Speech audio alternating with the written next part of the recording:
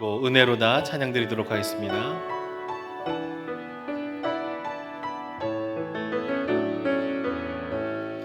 시작됐네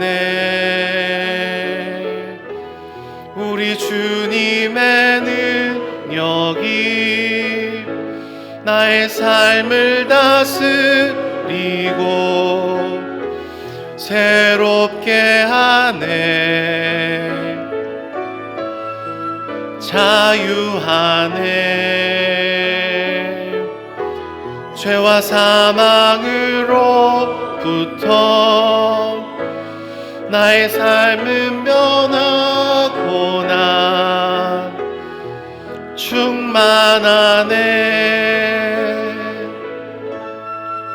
은혜로다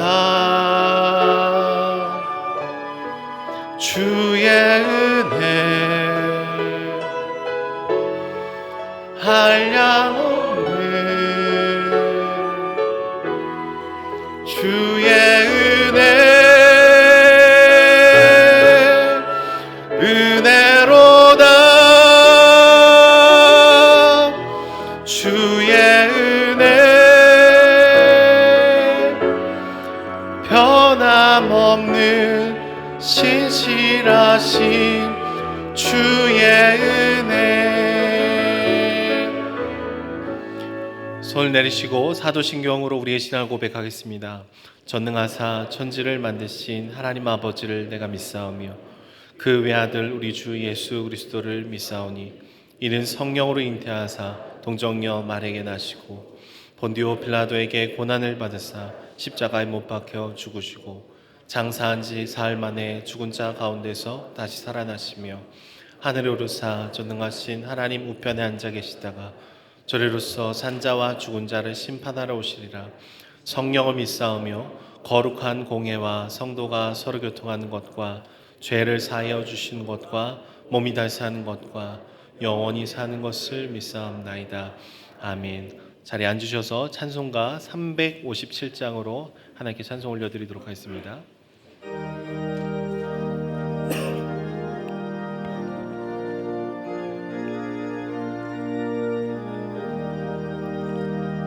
주 믿는 사람 일어나 다 임을하여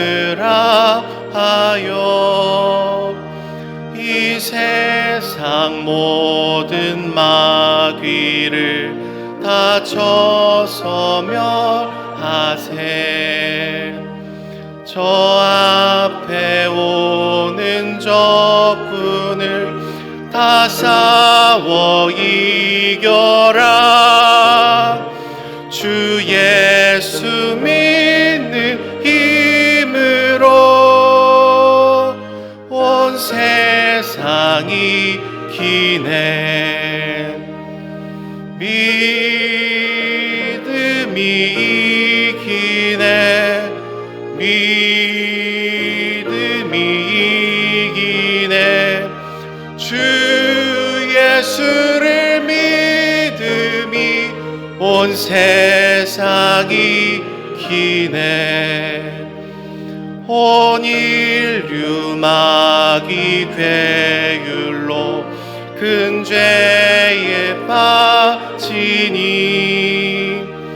진리로 띠를 띠고서 늘 기도드리세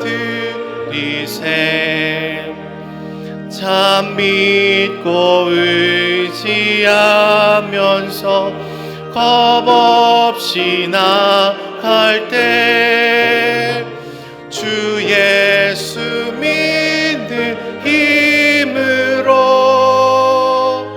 온 세상이 기네 믿음이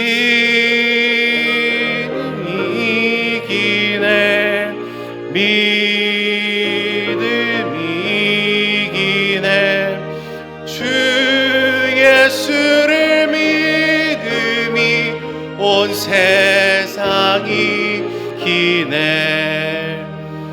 끝까지 이긴 자에게 흰 옷을 입히고 또 영생 복을 주시니 참 기쁜 일일세. 이 어두운 세상 지나서 저 천성 가도록 주 예수 믿는 힘으로 온 세상이 기네. 믿음이 이기네. 믿음이 이기네. 주 예수를 믿음이 온 세상이 기네. 이 시간 우리를 대표하여 소금영 집사님께서 대표기도 하시겠습니다. 살아계셔서 변함없는 사랑으로 저희들을 돌보시는 하나님 아버지, 주님의 은혜로 한 주간을 살게 하시다가 거룩한 주일을 맞이하여 주님의 전에 나와서 예배하게 하시니 감사와 찬양을 올려드립니다. 이 시간을 통해 새로운 모습으로 변화되기를 소망합니다. 이 시간을 통해 겸손한 마음으로 예배드리기를 소망합니다.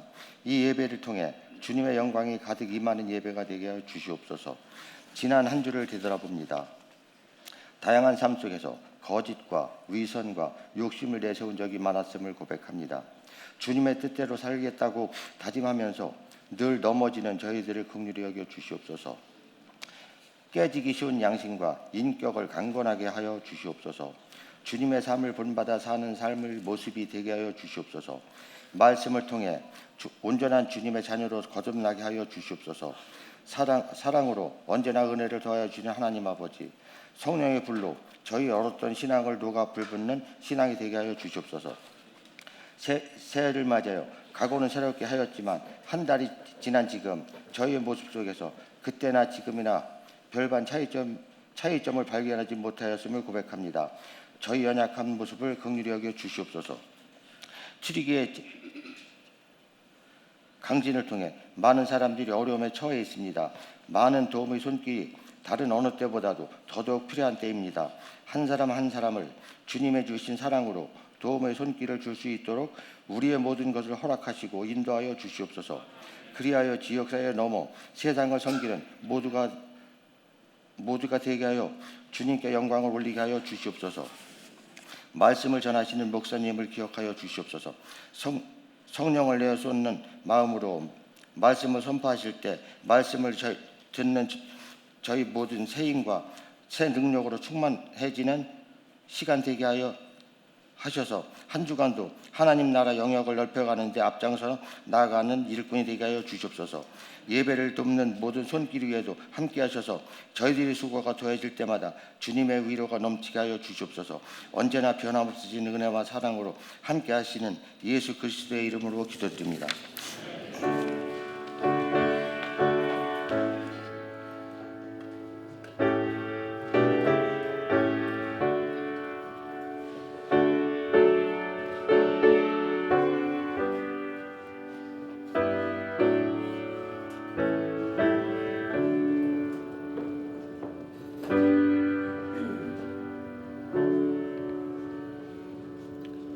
이 시간 성가대의 찬양과 함께 하나님께 헌금을 올려드리도록 하겠습니다.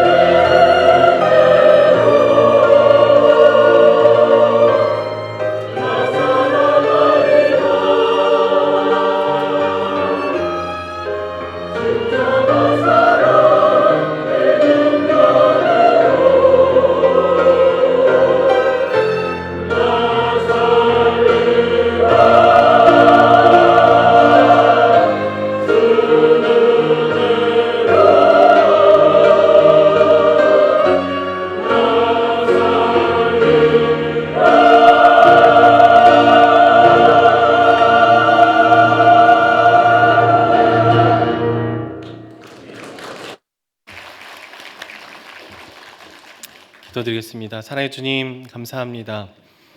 참으로 연약하고 부족한 우리들이 고백했던 찬양처럼 은혜로만 주님께 나아갈 수 있음을 고백하며 나아갑니다. 예배 시간뿐만 아니라 우리의 모든 삶이 주님 앞에 올려드려지게 하여 주시고, 우리에게 주어진 모든 호흡과 모든 소유가 다 주께로 왔음을 고백하며 나아가오니 우리의 마음의 중심을 받아 주시옵소서. 헌금이 사용되는 곳곳 가운데 주님의 사랑과 은혜가 흘러갈 수 있도록 붙들어 주시고, 날마다 우리의 삶을 친히 인도하여 주옵소서. 감사드리며 예수님의 이름으로 기도드립니다. 아멘. 교회 소식입니다. 은혜동산교회 처음 오신 새가족분들을 환영하고 축복합니다. 혹시 새가족 등록을 하기 원하시는 분들께서는 예배 후에 나가셔서 왼쪽 새가족실로 오시면 저희가 잘 안내해 드리도록 하겠습니다. 새가족 교육은 2부 예배 후 10시 40분에 4층 새가족 교육실에서 진행이 됩니다. 오늘부터 매주 주일 오후 3시에 임직 교육이 시작이 됩니다. 대상은 신임 피택 장로님, 안수 집사님, 권사님, 명예 권사님입니다. 신임 임직 교육은 9주 동안 진행이 되고요. 그리고 그 이후에 추후에 2주간은 기존 임직자분들과 함께 교육이 진행이 됩니다. 그래서 9 더하기 2 하면은 11주. 그래서 우리 임직 교육 받으시는 분들을 위해서 함께 기도해 주시면 감사하겠습니다. 임직 교육 장소는 쉐마홀입니다. 2023년도 특별 새벽 기도회가 3월 6일부터 18일까지 2주간 진행이 됩니다. 특세를 위해서 또 우리 함께 기도해 주시면 감사하겠습니다. 여름 단기 선교 신청을 받는데요. 코로나 이후로 참 오랜만에 저희가 여름 단기 선교를 준비 중에 있습니다. 해외 단기 선교는 7월 21일부터 25일까지 대만 까오슝 우리 정영기 선교사님 있는 지역으로 가게 되었고요. 국내는 8월 4일부터 6일까지 제주도로 저희가 단기 선교를 가게 되었습니다. 신청 마감은 3월 19일이고요. 신청서를 사무실에 제출해 주시면 감사하겠습니다. 문의는 선교국 윤시온 목사님께 문의해 주시면 감사하겠습니다. 금요 중보기도 모임이 함께 찬양할 팀을 모집하고 있습니다. 모집 분야는 신디 기타 드럼이고요. 우리 윤시원 목사님께 문의해 주시면 감사하겠습니다. 임명입니다. 우리 이경석 권사님을 예배국 부국장님으로, 하영숙 집사님, 한현숙 집사님, 신정숙 집사님을 각각 1, 2, 3부 안내팀장님으로, 이영희 A 집사님을 지구마을 지역장님으로 임명합니다. 김시영 권사님을 남양마을 부지역장님으로, 김영미 B 집사님을 지구마을 여자일다락, 김시영 권사님 남양마을 여자일다락 순장님으로 임명합니다. 신영진 집사님을 지구마을 여자일다락, 박정화 집사님을 남양마을 여자일다락 부순장님으로 임명합니다. 주보 하단에 보시면 2022년도 하반기 양육 4단계 수료자 명단이 기록이 되어 있습니다. 함께 축하해 주시고 격려해 주시면 감사하겠습니다. 주보에 오늘 기록이 되어 있지 않은데요. 양육 1, 3단계 신청을 이번 주부터 받고 있습니다. 3월 14일부터 매주 화요일 5주간 양육이 진행이 되고요. 오전반은 매주 화요일 오전 10시, 저녁반은 매주 화요일 오후 8시입니다. 내적 치유 수양회를 4월 14, 15일 금요일 오전부터 토요일까지 저희가 대부도에 있는 엔케렘 수양관에서 진행을 하는데요. 우리 코로나 이후로 참 오랜만에 또 이렇게 현장 양육을 진행하게 되었습니다. 함께 기도해 주시고 또 우리 마을 식구들 함께 독려해 주셔서 참석해 주시면 감사하겠습니다. 후원자 수양회는 3월 12일 오후 2시에 새가족 교육실에서 진행이 될 예정입니다. 우리 지역장님들을 통해서 1, 3단계 짝을 지어주시고요. 혹시 내가 아직 어떤 다락이신지 잘 모르겠다, 근데 양육을 받고 싶습니다, 그런 분들은 사무실에 신청서를 작성해 주시면 저희가 잘 안내해 드리도록 하겠습니다. 주차 안내 광고입니다. 현재 주차장에 자리가 많이 부족한 가운데 있는데요. 특별히 우리 직분자분들 또 섬기시는 분들께서는 남양초등학교 주변 그리고 뭐 KT 쪽 건물 그 주변에 이렇게 주차를 해주셔서 저희 교회 새가족 분들이 많이 오고 계신데 우리 잘 주차장을 저희가 잘 안내해드리고 섬길 수 있었으면 좋겠습니다. 그리고 교회 오랫동안 이제 계시는 분들은 차를 이게 멀찌감치 대서 섬겨주시면 감사하겠습니다. 그럼 우리 하나님 말씀 찾도록 하겠습니다. 오늘 함께 나누실 하나님 말씀은 마태복음 12장 22절에서 37절까지 말씀입니다. 마태복음 12장 22절에서 37절까지 말씀, 신약성경 19쪽 20쪽에 있습니다. 말씀을 교독해서 읽도록 하겠습니다. 그때 귀신 들려 눈 멀고 말 못하는 사람을 데리고 왔거늘 예수께서 고쳐주심에 그 말 못하는 사람이 말하며 보게 된지라. 바리새인들은 듣고 이르되 이가 귀신의 왕 바알세불의 힘 입지 않고는 귀신을 쫓아내지 못하느니라 하거늘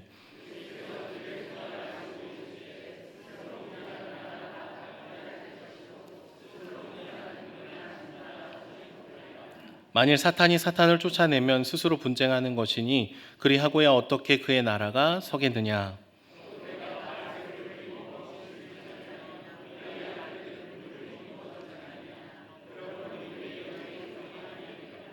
그러나 내가 하나님의 성령을 힘입어 귀신을 쫓아내는 것이면 하나님의 나라가 이미 너희에게 임하였느니라.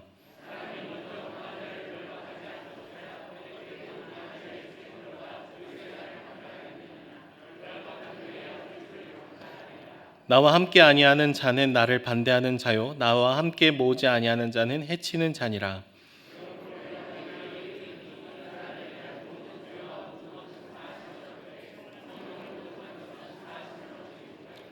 또 누구든지 말로 인자를 거역하면 사하심을 얻되 누구든지 말로 성령을 거역하면 이 세상과 오는 세상에서도 사하심을 얻지 못하리라.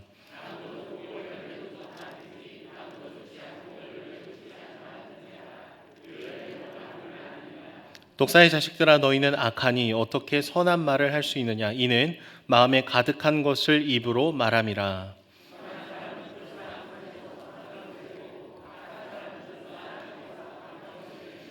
내가 너희에게 이르노니 사람이 무슨 무익한 말을 하든지 심판날에 이에 대하여 신문을 받으리니 내 말로 의롭다함을 받고 내 말로 정죄함을 받으리라. 아멘. 이제 담임 목사님 나오셔서 말씀 증거하시겠습니다.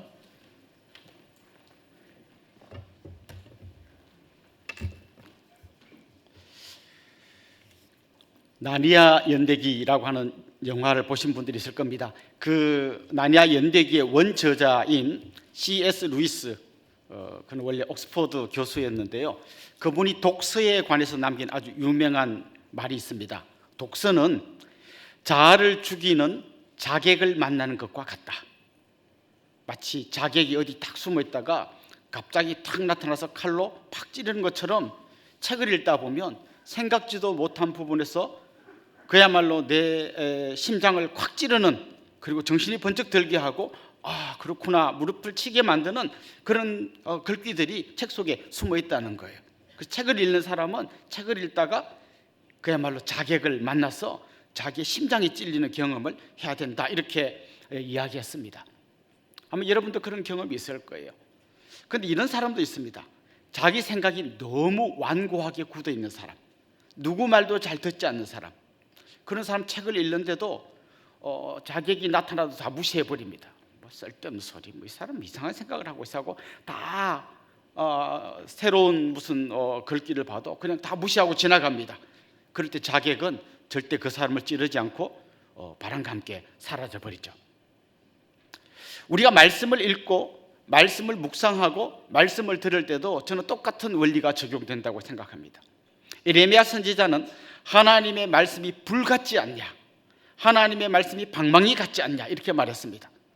내가 말씀을 읽는 중에 불 같은 하나님의 말씀이 뜨겁게 내 가슴을 태워야 합니다. 내가 말씀을 듣는 중에 방망이 같은 하나님의 말씀이 내 완고한 생각을 딱 깨트려야 합니다. 에베소서에 보면 하나님의 말씀을 성령의 검, 칼이라고 이야기합니다. 말씀을 듣는 중에, 말씀을 읽는 중에, 말씀을 묵상하는 중에 하나님의 말씀의 검이 내 심장을 꽉 찔러야 합니다. 그래서 완고한 내 생각이 깨지고 죄악된 내 생각이 불타버리고 잘못된 내 생각이 방망이 앞에서, 말씀의 방망이 앞에서 깨지는 것을 경험해야 합니다. 그런데 때로는 우리 마음이 너무 완고해가지고 책을 읽어도 아무 감동이 없이 뭐 이딴 소리를 써놨냐 이렇게 하고 지나가는 것처럼 말씀을 읽는데, 말씀을 묵상하는데, 말씀을 듣는데 내가 알아서 다 그거를 물리쳐버리는 거죠. 다 좋은 말씀이죠. 그런데 우리같이 연약한 인간이 어떻게 그 말씀을 다 지킵니까? 이렇게 그냥 너무 쉽게 팍 잘라내버립니다. 또 막 어떤 좀 공부 좀 하고 과학을 좀 아는 사람은 하나님의 말씀을 들을 때 뭐 홍해가 갈라졌다, 오병기의 기적이 일어났다, 다 옛날에 무식한 사람들이 몰라서 쓴 글이죠. 이렇게 또 한 방에 날려버립니다. 마치 비옷을 겹겹이 입고 샤워를 하는 것 같은 거죠. 말씀에 은혜가 막 쏟아지는데 내가 겹겹이 비옷을 입고 있습니다. 한 방울도 나를 적시지 못하는 것이죠. 솔로몬이 1000번제를 하나님 앞에 드린 다음에 하나님께서 네가 원하는 게 뭐냐 물었을 때 솔로몬이 뭐라고 말했는가 하면 듣는 마음을 주십시오. 듣는 마음을 주십시오. 그때 하나님께서 뭐라고 대답하셨는가 하면 야 네가 부나 명예도 구하지 않고 지혜를 구하니까 내가 너에게 지혜를 주마 이렇게 말씀하셨습니다. 솔로몬은 지혜를 달라고 하지 않고 듣는 마음을 달라고 했는데 하나님께서는 네가 지혜를 구하는구나 이렇게 말했어요. 그게 무슨 얘기인가 하면 지혜가 뭐냐? 듣는 마음이라는 거예요. 진짜 지혜가 뭐냐? 하나님이 말씀하실 때 귀를 열고 진짜 열린 마음으로 그 말씀을 듣는 것, 그게 지혜라는 거예요.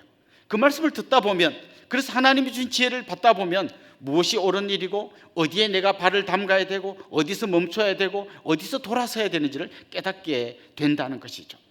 정말 우리가 지혜로운 사람이 되기를 원한다면 우리의 마음을 열고 하나님의 말씀 앞에 겸손히 귀를 기울이고 들어야 하는 것입니다. 그래서 복음서에 보면 예수님께서 설교를 하시다가 종종 그런 말씀을 하셨어요. 귀 있는 자는 들으라. 세상에 귀 없는 사람이 어디 있습니까? 그런데 아무리 두 귀를 달고 있어도 내 마음의 문이 닫혀 있으면 아무리 말씀을 전해도 들리지 않는 겁니다. 그냥 다 내가 마음을 닫아버리기 때문인 것이죠. 오늘도 하나님께서는 성령의 검, 말씀의 검으로 우리를 찌르십니다. 그때 내가 겹겹이 갑옷을 입고 막아내기보다는 그 하나님의 말씀이 내 양심을 찌르고 내 생각을 찌르고 내 잘못된 삶을 찌를 때에 거기에 반응을 보여야 한다는 것입니다. 오늘 우리가 읽은 이 본문 말씀에 보면 예수님께서 병자를 고쳐주시는 이야기가 나오는데요. 앞을 보지 못하고 또 듣지 못하는 그런 병자를 고쳐주는데요. 이 사람의 이 모든 병의 근본 원인이 뭔가 하면 귀신 들림 때문이었어요. 모든 병이 귀신 들림 때문에 일어나는 게 아닙니다.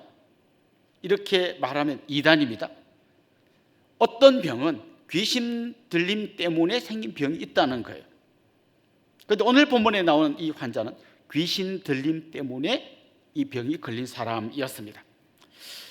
아무도 돌보지 않는 사람이었겠죠. 당시에 어려운 상황 속에 먹고 살기도 한 사람 먹고 살기도 힘든데 가족 중에 이런 사람이 있으면 정말 귀찮은 존재로 생각하게 될 거고 자꾸 밖으로 밀어내게 될 겁니다. 그냥 듣지도 못하고 보지도 못하고 이것만 해도 힘든데 귀신까지 들려 있어요. 얼마나 사람들이 이 사람을 귀찮아하고 힘들어했을지 우리가 상상할 수 있습니다. 자, 그런데 이 사람을 예수님께서 고쳐주셨습니다. 이 사람에게서 귀신이 떠나가게 하시고 이 사람을 고쳐주셨습니다. 우리 성경에는 그냥 아주 간단하게 귀신을 쫓아내고 이 사람을 고쳐주셨다고 기록하고 있지만 진짜 우리가 그 삶의 현장으로 들어가서 내가 만약 이 사람이 우리 가족이라면 나의 절친 친구라면 정말 이 장면이 그냥 고쳐주셨구나 이러고 지나갈 일은 아닐 거예요. 막 감동하고 감격하고 눈물을 흘리고 막 손을 잡고 껴안고 아마 엄청난 그런 반응을 보였을 겁니다. 오늘 이 현장에 있었던 무리들의 반응이 그랬습니다. 무리들은 이렇게 말했습니다. 우리 23절 한번 읽어볼까요? 무리들이 뭐라고 이야기했습니까? 무리가 다 놀라 이르되 이는 다윗의 자손이 아니냐 하니. 예수님이 고쳐주시는 걸 보고 무리들이 깜짝 놀라면서 이 사람 다윗의 자손 아닌가? 이렇게 말했다는 거죠. 다윗의 자손이라는 이 말은 유대인들이 오랫동안 기다리던 메시아는 다윗의 자손으로 올 거라고 믿었기 때문에 다윗의 자손이 아니냐 이 말은 뭔가 하면 이 사람 메시아인 것 같다. 이 난방을 좀 줄여주시면 좋겠습니다. 이 사람 메시아인 것 같다. 정말 선지자들이 예언한 그 메시아가 지금 오셨구나 이렇게 지금 생각을 했다는 거죠. 자, 그렇습니다. 그 현장에 있던 많은 그 무리들이 이 사람은 메시아구나. 그런데 또 다른 반응을 보인 사람들이 있었어요. 그 사람들은 바로 바리새인들이었습니다. 바리새인들은 이 사람 메시아구나라고 하는 그 무리들 속에서 전혀 다른 반응을 보였습니다. 무슨 얘기인가 하면 그들은 겹겹이 갑옷을 입고 있었습니다. 그들은 예수님의 말씀을 듣지 않았습니다. 지난주 말씀에도 보면 예수님께서 안식일에 관한 말씀을 전할 때에 그들이 그 예수님의 말씀에 금에 찔려가지고 우리가 잘못 알고 있었구나 깨닫고 회개하고 그들의 삶을 돌이키는 대신에 오히려 그들의 논리의 칼로 예수님을 찌르려고 했습니다. 아니 심지어 그들은 진짜로 예수님을 죽이려고 했습니다. 그리고 오늘 본문에도 그들은 아주 완고한 그들의 자세로 이 기적을 보고 있습니다. 많은 무리들이 이분 메시아구나 하고 감동받는 그 순간에 바리새인들은 어떤 반응을 보였습니까? 우리 24절 한번 읽어봅시다. 같이 읽읍시다. 바리새인들은 듣고 이르되 이가 귀신의 왕 바알세불을 힘입지 않고는 귀신을 쫓아내지 못하느니라 하거늘. 여기 보십시오. 제일 먼저 나오는 말이 바리새인들은 듣고. 바리새인들이 들었어요. 무슨 말을 들었습니까? 무리들이 하는 말을 들었어요. 이분 다윗의 자손 바로 그 메시아구나 하는 이 말을 들었어요. 그런데 전혀 들리지 않았어요. 그들이 귀로는 들었지만 그들의 마음이 그것을 들으려고 하지 않았습니다. 그들은 겹겹이 비옷을 입고 있었습니다. 그들은 겹겹이 자신들의 갑옷을 입고 있었습니다.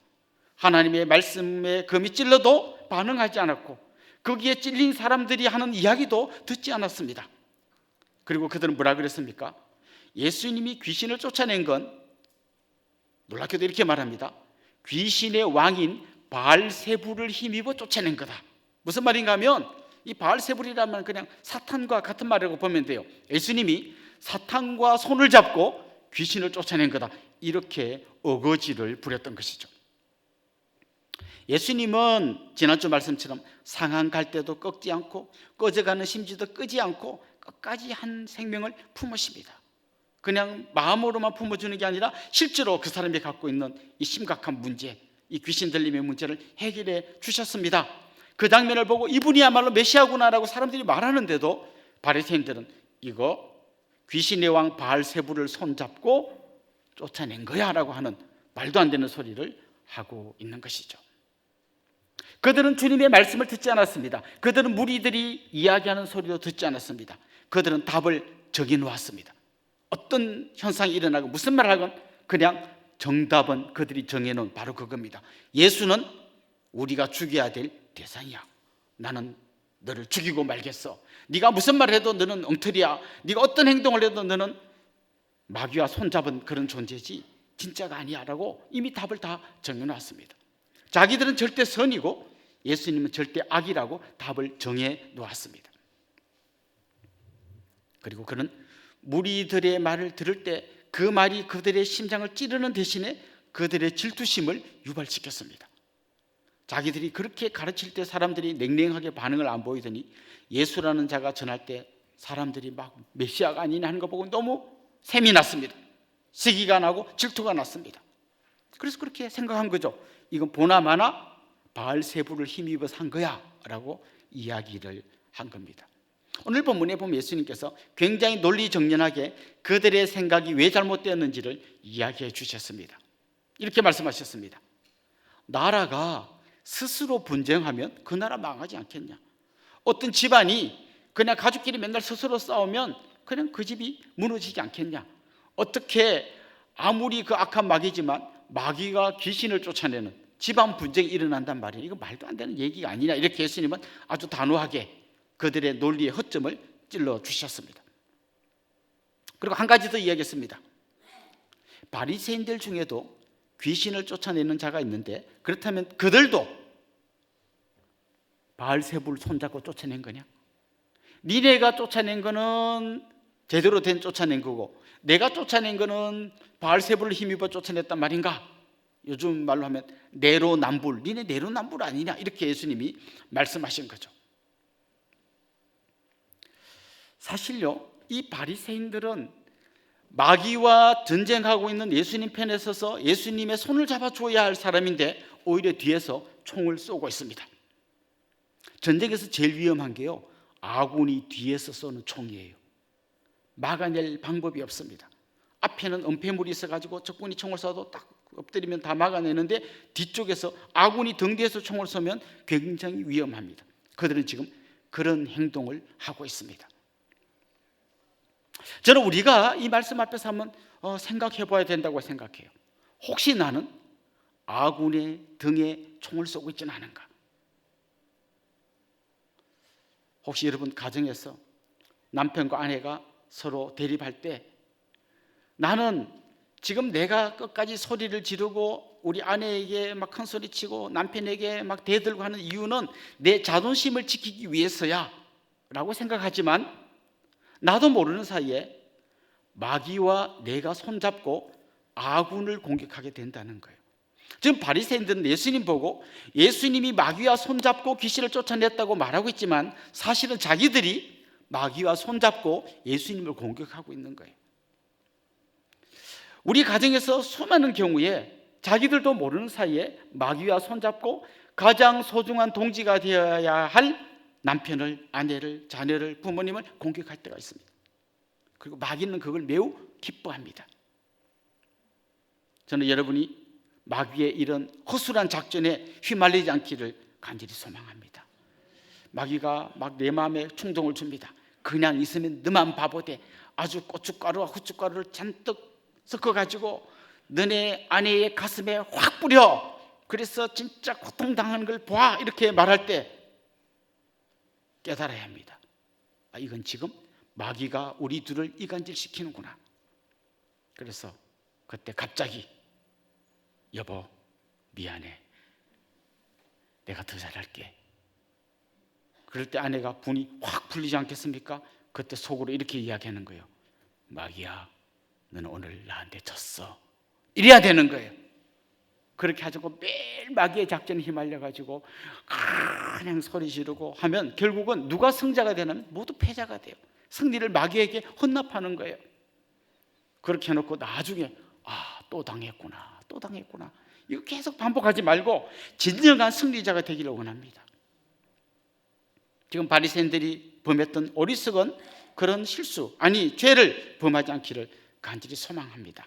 예수님께서는 이렇게 그들의 생각이 뭐가 잘못됐는지를 논리적으로 딱 정리를 해주시고 거기서 한 걸음 더 나가서 이 현상이 왜 일어났는지를 설명하십니다. 어떻게 해서 마귀가 이 귀신이 쫓겨났는지를 이야기합니다. 28절 한번 봅시다. 같이 읽읍시다.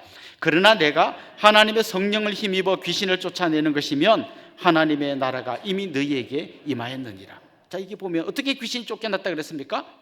하나님의 성령을 힘입어 귀신이 쫓겨났다는 것입니다.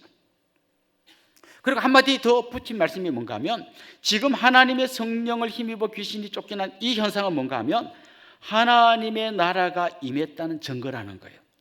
무슨 얘기인가 하면 지금 사탄이 장악하고 있는 이 나라에 하나님의 나라가 진군해 와가지고 사탄이 장악하고 있는 이 영역에서 하나님의 나라의 능력으로 귀신을 쫓아내고 거기에 하나님 나라의 깃발을 꽂았다는 거예요.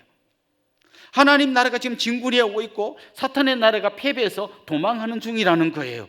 그 이야기를 주님이 지금 하고 계십니다. 복음서에 나오는 예수님의 수많은 사역들은 단지 병자를 고쳐주고 이렇게 아픈 사람을 손잡아주는 그 정도의 따뜻한 마음을 보여주는 그것만 보여주는 게 아니에요. 한 사람의 생명이 병을 고치고 그 고통에서 풀려나고 절망에서 벗어나는 것은 그 사람을 장악하고 있던 사탄의 세력이 지금 쫓겨나고 있다는 거예요. 계속해서 쫓겨나고 있고 주님은 가는 곳마다 승리의 깃발을 꽂고 있습니다. 뿐만 아니라 제자들, 주님을 따르는 제자들에게 그 승리의 능력을, 귀신을 제압할 수 있는 능력을 주시면서 너희들도 믿음으로 나아가면 너희들 앞에서 사탄이 쫓겨나는 걸 보게 될 거라고 이야기하는 거예요. 29절 말씀 한번 봅시다. 이렇게 되어 있습니다. 같이 읽읍시다. 사람이 먼저 강한 자를 결박하지 않고서야 어떻게 그 강한 자의 집에 들어가 그 세간을 강탈하겠느냐. 결박한 후에야 그 집을 강탈하리라. 자, 어떤 만약에 강도가 어느 집에 들어가서 물건을 막 다 빼앗아 가려면요, 주인을 묶어놓고 꼼짝 못하게 한 다음에야 다 뺏어가지, 주인이 막 몽둥이 들고 막 총 들고 설치는데 거기서 그걸 가져갈 수는 없다는 거죠. 지금 이게 무슨 얘기인가 하면 지금 하나님의 나라가 임재했고 예수님이 지금 귀신을 쫓아내고 있는 이 현상은 뭔가 하면 귀신의 왕인 사탄을 지금 주님이 이미 결박해 놓았다는 거예요. 지금 귀신을 쫓아내는데도 사탄이 꼼짝 못하고 보고 있다는 거예요. 이미 주님이 오심으로써 사탄은 결박당하기 시작했어요. 사탄이 그렇게 안 되려고 주님이 공생애를 시작할 때 예수님 앞에 찾아와서 시험을 하잖아요. 3가지 시험을 하면서 예수님을 넘어뜨리려 하는데 주님이 눈도 깜짝하지 않고 물리쳐 버립니다. 점점 사탄이 힘을 잃어갑니다. 하나님 나라가 계속해서 진군해 갑니다. 이제 예수님께서 70명의 제자를 불러서 그들에게 귀신을 제압하는 능력을 주시고 그들을 파송하셨습니다. 그들이 돌아와서 예수님께 보고합니다. 우리가 기도할 때에 귀신들이 쫓겨서 도망갔습니다. 그때 예수님께서 이렇게 말씀하셨어요. 누가복음 10장 17절 18절 같이 읽어봅시다. 70인이 기뻐하며 돌아와 이르되 주여 주의 이름이면 귀신들도 우리에게 항복하더이다. 예수께서 이르시되 사탄이 하늘로부터 번개같이 떨어지는 것을 내가 보았노라. 사탄이 다 권세를 잡고 있다가 이제 하나님의 나라가 진군하니까 마치 번개가 치면 하늘에서 삐짝 해가지고 땅으로 팍팍 되는 것처럼 사탄이 하늘에서부터 땅으로 꽉 떨어지는 걸 예수님이 보았다는 거예요. 이미 사탄은 치명적인 상처를 입고 힘을 잃어가고 있다는 거예요. 이제 성경을 종합해 보면 그렇게 주님의 공격을 받아서 도망가는 사탄이 더 이상 물러서면 안 되겠다. 그래서 온 힘을 다 모아서 마지막 공격을 주님에게 가합니다. 무리들을 선동해서 예수를 죽이라고 소리 지르게 만듭니다. 예수님의 제자들 마음속에 들어가서 가룟 유다가 예수님을 팔아먹게 만들고 제자들이 다 도망가게 만듭니다. 빌라도의 마음에 들어가서 예수님에게 죄가 없는 것을 알면서도 예수님을 십자가에 내주라고 합니다. 그리고 마침내 예수님은 십자가에서 죽으십니다. 마귀는 겨우 반격에 성공했다고 기뻐하고 있었습니다. 그런데 어떤 일이 일어났습니까? 예수님께서 죽음의 권세를 누르시고 부활하셨습니다. 마귀의 가장 강력한 무기였던 죽음이라는 무기가 예수님의 부활 앞에서 휴지조각이 되어버렸어요. 성경 그것을 이렇게 설명합니다. 사탄이 예수님의 발꿈치를 물었다면 예수님은 사탄의 머리를 밟아버리셨다. 마침내 주님은 완벽한 승리를 거두시고 사탄의 심장에 십자가를 꽂아버리셨습니다. 더 이상 그가 힘쓰지 못하도록 만들어버렸습니다. 물론 주님 재림하기까지 사탄은 마지막 발악을 하며 여러분을 미혹하고 공격할 것입니다. 그러나 이미 부활하심으로 승리하신 그 주님을 붙들 때 주님의 승리가 우리의 승리가 될 겁니다. 나는 힘이 없어요. 내 힘으로 마귀를 이기는 게 아닙니다. 우리의 능력으로 하지 못합니다. 오늘 70명 제자들이 주님께 고백했던 것처럼 주님의 이름으로 나아가니까 귀신들이 항복합니다. 이게 우리 삶 속에서 일어나야 된다는 것이죠. 그래서 우리가 마귀의 권세를 누르고 사탄의 머리를 밟으신 주님과 함께 승리의 기쁨을 누리면서 이 천국의 감격과 기쁨을 경험해야 되는 거예요. 여러분의 삶 속에 주님이 천국이 임했다고 했잖아요. 하나님 나라가 임했다고 했잖아요. 그거는 그냥 이론적으로 임한 게 아니라 여러분의 삶이 천국 같은 삶으로 바뀌어야 합니다. 여러분의 가정이 천국이 되어야 합니다. 그냥 집에 들어가면 우리 집이 너무 좋은 거예요. 시시끌렁하게 노래방에 가서 막 술이나 먹고 넥타이 메고 위에서 번쩍번쩍 뛰는 거 이게 너무 유치하고 집에 들어와서 사랑하는 아내와 남편과 같이 사는 이게 너무너무 행복한 천국임을 경험하게 되는 거예요. 그걸 방해하는 건 뭐예요? 그걸 방해하는 마귀예요. 마귀는 계속해서 이야기합니다. 그렇게 살지 마. 자존심 꺾고 그렇게 죽고 살지 마. 계속해서 밟아. 고춧가루를 뿌려. 후춧가루를 쳐. 이렇게 이야기를 합니다. 그러나 그때 우리는 말씀의 금이 내 심장을 찌르는 걸 경험해야 돼요. 그게 하나님 뜻이 아니야.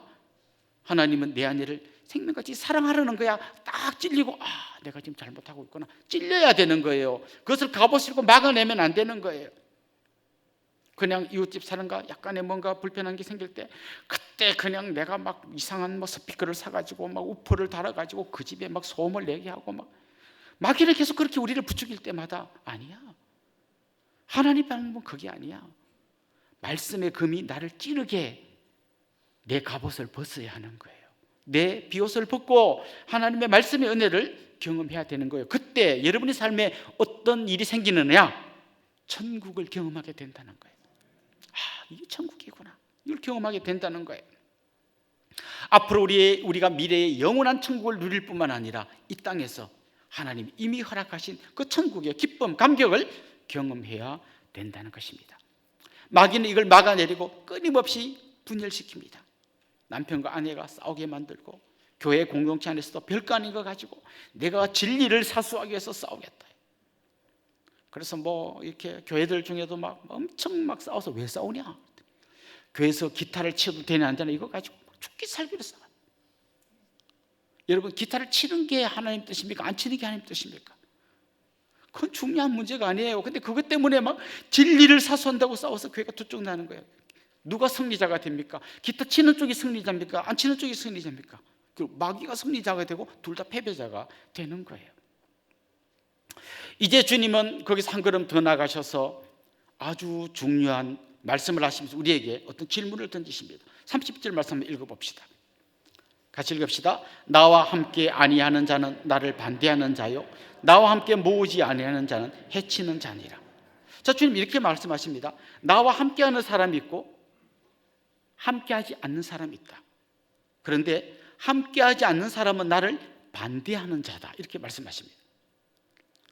많은 사람들이요, 이렇게 주님 말씀을 따르지 않고 보통 이렇게 많이 생각하는 분들이 있습니다. 나는 주님과 함께하지도 않지만 반대하지도 않습니다. 저는 중립입니다. 그런데 주님은 중립의 공간을 두시지 않으셔요. 나와 함께하지 않는 자는 중립과 반대하는 자로 나누어진다 하지 않고 나와 함께하지 않는 자는 나를 반대하는 자다, 이렇게 말합니다. 영적 전쟁에서는요, 중립지대가 없어요. 주님과 함께하지 않으면 반대하는 거예요. 주님 말씀에 반응하지 않으면 나도 모르는 사이 마귀 편에 서는 거예요. 우리는 궁극적으로 주님의 백성이지만 수없이 우리 삶에서 간첩같이 마귀와 한편이 될 때가 많이 있는 거예요. 오늘 성경은 이야기합니다. 나와 함께하지 아니하는 자는 나를 반대하는 자다. 그리고 나와 함께 모으지 않는 자는 해치는 자다. 해친단 말은 막 해롭게 한다, 그 하의 이 해가 아니고 허의 이, 흩어버린다는 거예요. 나는 지금 모으고 있는데 나와 함께 안 하는 사람, 이걸 흩어버리는 사람이다. 주님의 공동체를, 가족을 하나 되게 만들려고 하는 주님의 뜻에 반대해서 마귀의 한편이 돼서 이걸 흩어버리는 사람, 그 사람 나를 반대하는 자다라고 말씀하시는 것입니다. 물론 우리 중에도 수시로 반대하고 주님 뜻에 거스려 살다가 또 깨닫고 회개하고 돌아오는 수많은 그런 일들을 우리가 반복하고 있습니다. 그런데 그 정도가 아니라 끝까지 주님 말씀에 귀 기울이지 않고 귀를 닫고 마음에 갑옷을 입고 말씀에 금이 찌르는 걸 다 막아내고 끝까지 버티고 주님 앞에 돌아오지 않는 사람, 그런 사람에 대해서 주님은 이렇게 경고하셨습니다. 31절 32절 같이 한번 읽어봅시다. 그러므로 내가 너에게 이르노니 사람에 대한 모든 죄와 모독은 사하심을 얻되 성령을 모독하는 것은 사하심을 얻지 못하겠고, 또 누구든지 말로 인자를 거역하면 사하심을 얻되 누구든지 말로 성령을 거역하면 이 세상과 오는 세상에서도 사하심을 얻지 못하리라. 지금 이 말씀에 보면 용서받지 못할 죄가 있다는 거예요. 용서받지 못할 죄는 뭘까요? 성령을 거역하는 죄예요. 그럼 이게 구체적으로 뭘까요? 한마디로 말하면 끝까지 성령께서 우리 마음에 말씀의 금을 찌르시고 우리를 주님께로 돌아오라고 말씀하시는데 끝까지 버티고 끝까지 예수 믿지 않는 그 사람은 용서받지 못합니다.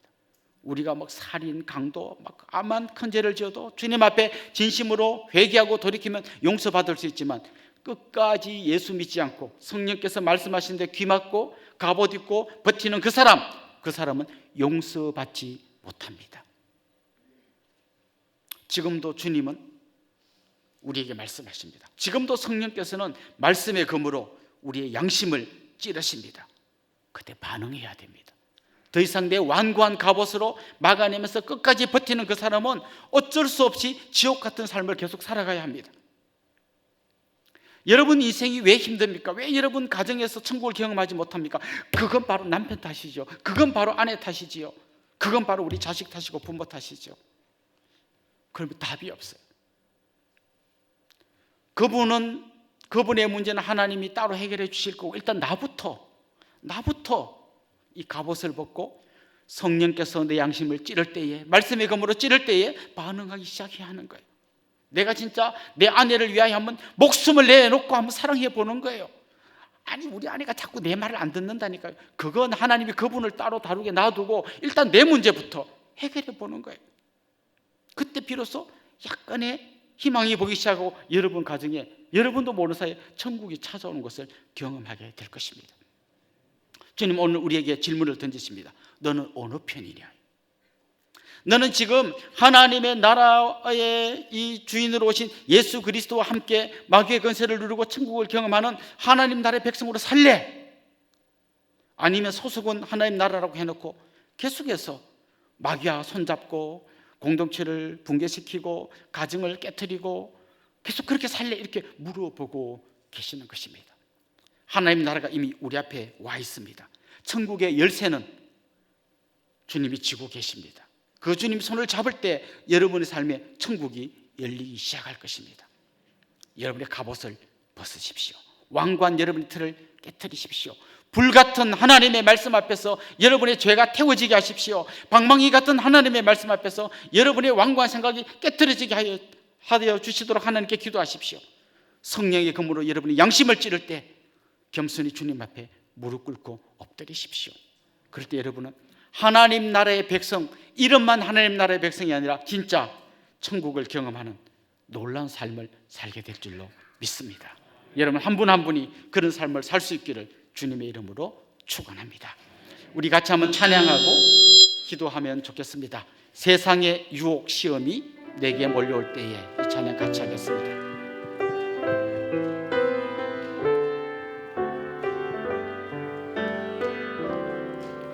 세상의 유혹 시험이 내게 몰려올 때에 나의 힘으로 그것들 모두 이길 수 없네. 거대한 폭풍 가운데 위축된 나의 영혼 어찌할 바를 몰라 헤매이고 있을 때 주를 찬양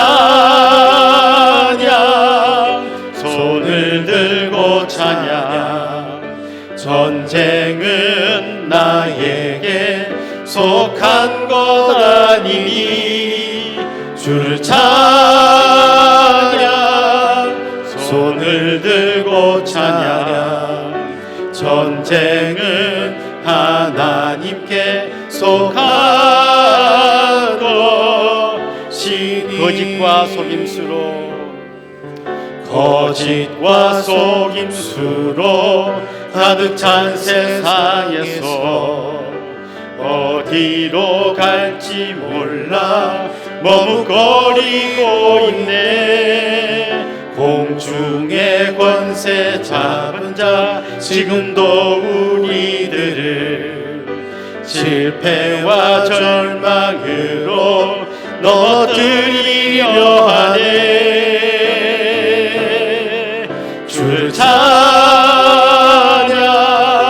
손을 들고 찬양 전쟁은 나에게 속한 것 아니니 주를 찬양 손을 들고 찬양 전쟁은 하나님께 속한 것이 주위를 둘러보면 아무도 없는 듯 믿음의 눈을 들면 보이는 분 계시네. 지금도 내 안에서 역사하고 계시는 사망과 어둠의 권세 물리치신 예수님 주를 찬양 손을 들고 찬양 전쟁은 나에게 속한 것 아니니 주를 찬양 손을 들고 찬양 전쟁은 하나님께 속한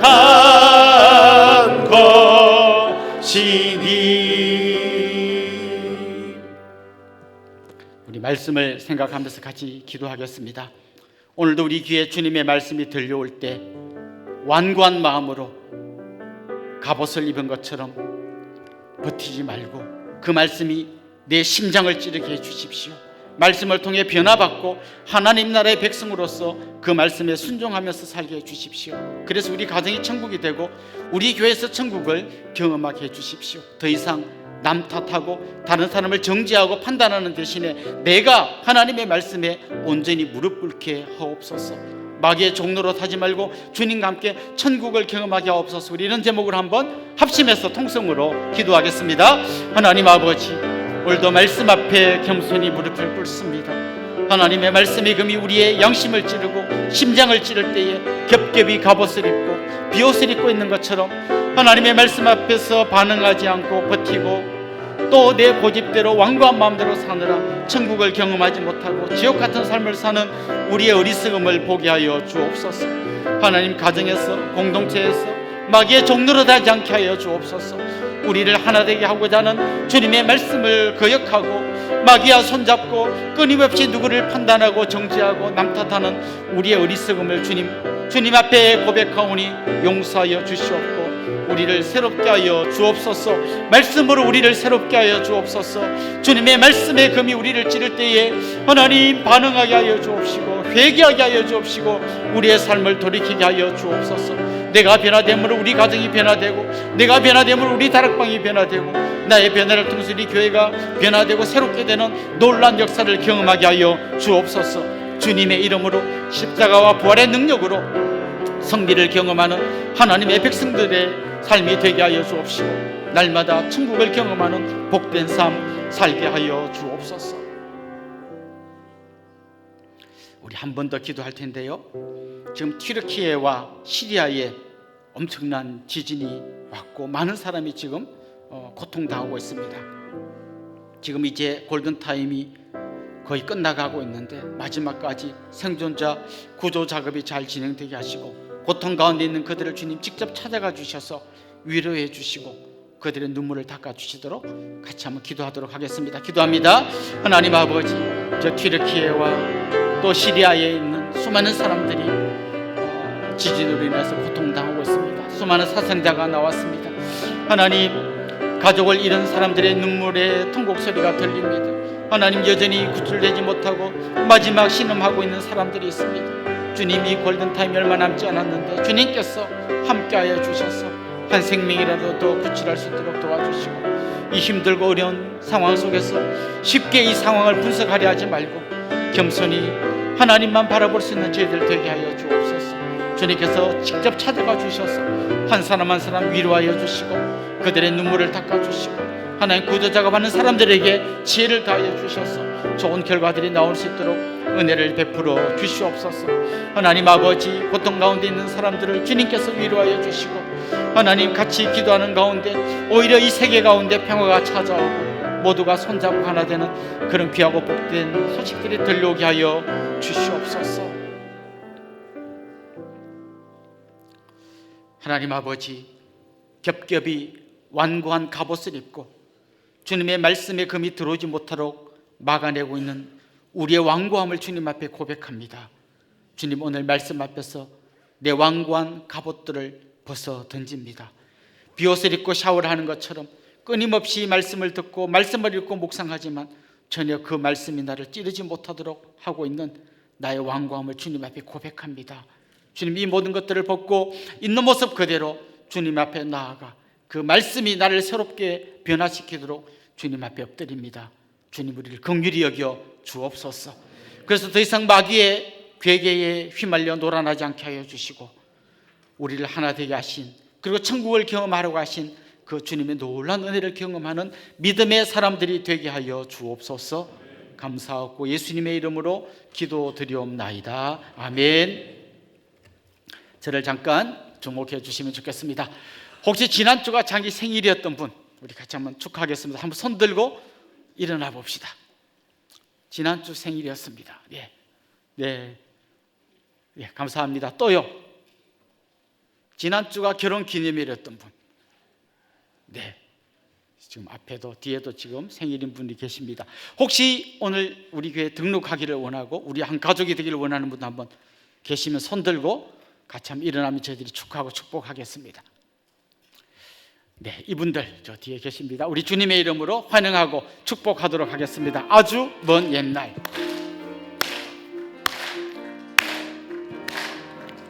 아주 먼 옛날 하늘에서는 당신을 향한 계획이 있었죠. 하나님께서 바라보시며 좋았더라고 말씀하셨네. 이 세상 그 무엇보다 귀하게 나의 손으로 창조하였노라. 내가 너로 인하여 기뻐하노라. 내가 너를 사랑하노라. 사랑합니다. 축복합니다. 사랑해요.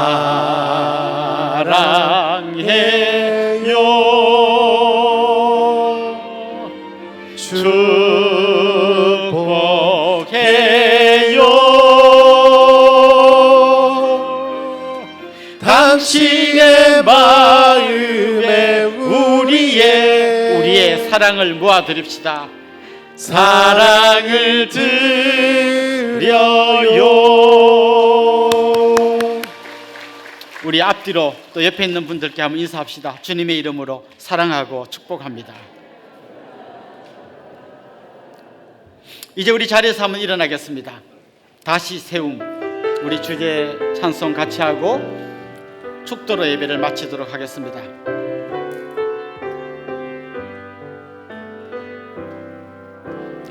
내게 주신 생명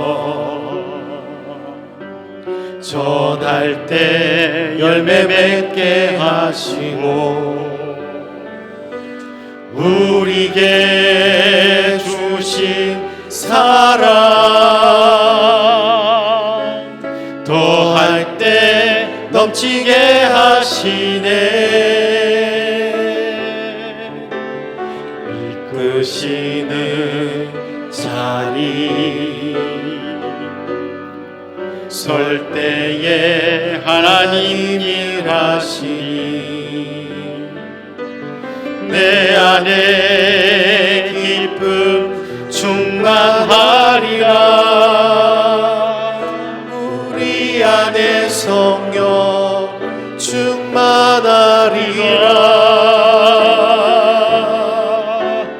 우리 함께 다시 세워가리. 어려움 속에서도 기쁨을 안고 주님 거하신 성전이 되어 그리스도 예수 안에서 함께 지어져 가리.